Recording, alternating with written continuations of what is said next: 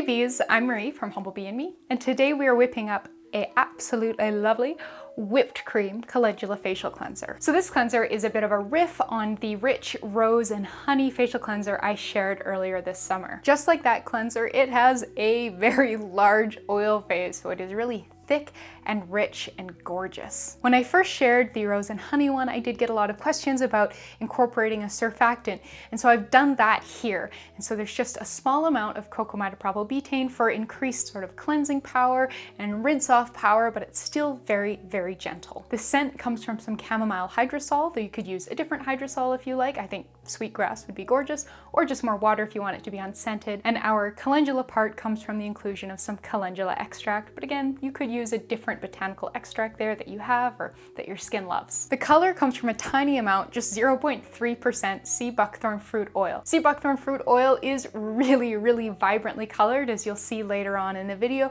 so just 0.3% is enough to give the entire product a really nice yellow color. Something else I decided to do here that's a little bit different from the rose and honey one is I decided to whip this cleanser. Since it's so thick, it can sustain being whipped. It's thick enough to sort of hold itself in a nice fluffy consistency, and it is really, really lovely. You don't have to whip it if you don't want to, but I do find that gives the best end consistency, and it's just like, it's really nice and quite decadent. Whippy, gorgeous goodness, just mwah.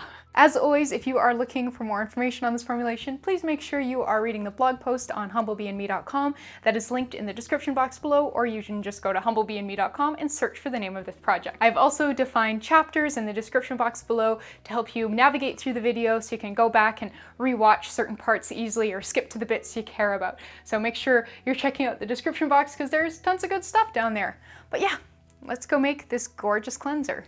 We'll begin by combining the ingredients for our heated water phase and our heated oil phase in two separate heat-resistant glass measuring cups. So in this one, I already have 15.1 grams distilled water. To that, I'm going to add 15 grams vegetable glycerin, 15 grams chamomile hydrosol, and 4 grams Cocamidopropyl Betaine. For our oil phase, we're going to start with 0.3 grams xanthan gum, and to that we're going to add 20 grams fractionated coconut oil and 13 grams isopropyl myristate. Give that a good stir.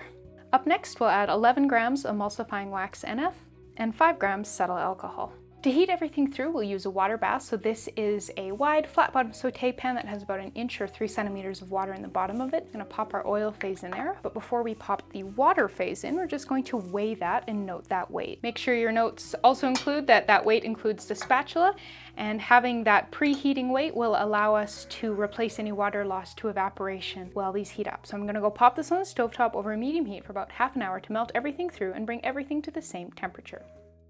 Once everything has heated through, you can remove your water bath from the heat and then remove the measuring cups from the water bath. Now it's time to weigh the water phase again and replace any weight that was lost with some preheated distilled water. Give that a stir and add it to the oil phase.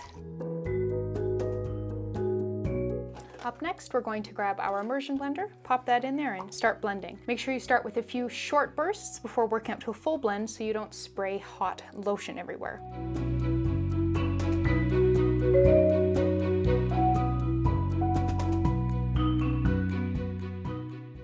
Alright, so that was about 3 minutes of blending, and this is already starting to thicken up quite a lot, which isn't surprising at all given the large oil phase and all the thickeners that we have in here. So I'm just going to leave this for 3 minutes before coming back to blend it some more.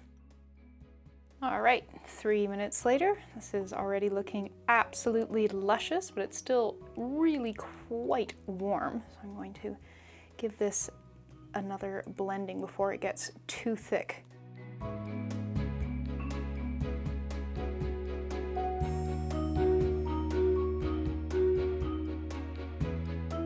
Alright, so that was about another 90 seconds of blending, and this is really starting to thicken up beautifully. It's still too warm for our cool down phase, but we can weigh it out to incorporate it when this has cooled. Our cool down phase is pretty simple, and we're just going to use this more precise scale to weigh everything out since everything in here is being used at quite small amounts. So we'll start with our preservative. We need 0.3 grams liquid Germall plus, 1 gram calendula extract, and 0.3 grams sea buckthorn fruit oil. This is purely for color, so if you don't have it or don't want to use it, feel free to just replace it with more fractionated coconut oil.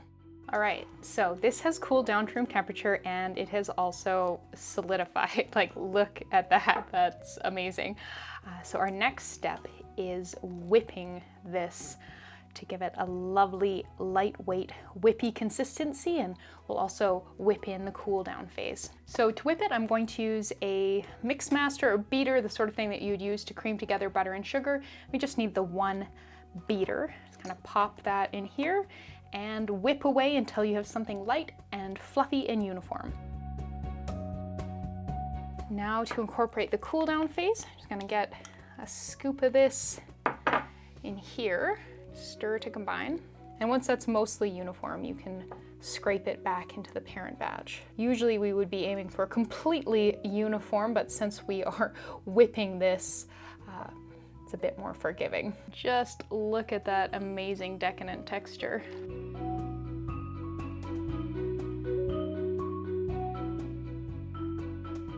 And here you can see it's all lovely and whippy and gorgeous.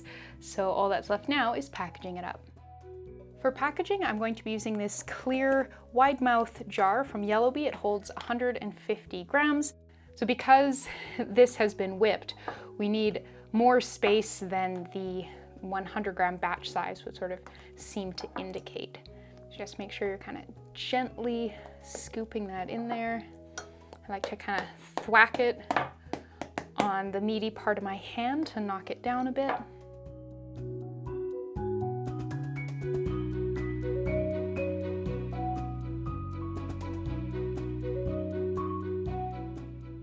Now for a bit of a use demo, I just put some lipstick on the back of my hand to sort of simulate having a bit of a dirty face.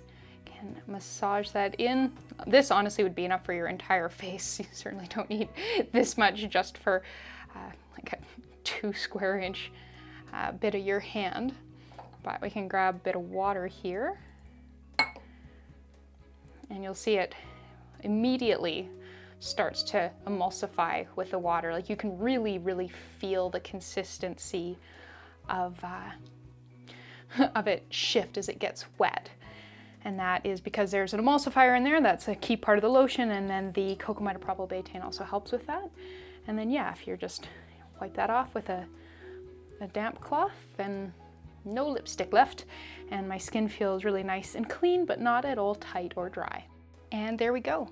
We just made a beautiful whipped cream calendula facial cleanser. Thank you so much for watching. Please subscribe and please make sure you are reading the full blog post, linked in the description box below. You'll find a lot more information there, including information on substitutions, scaling, shelf life, where to buy ingredients, and a whole lot more. So thank you so much, and I'll see you next time.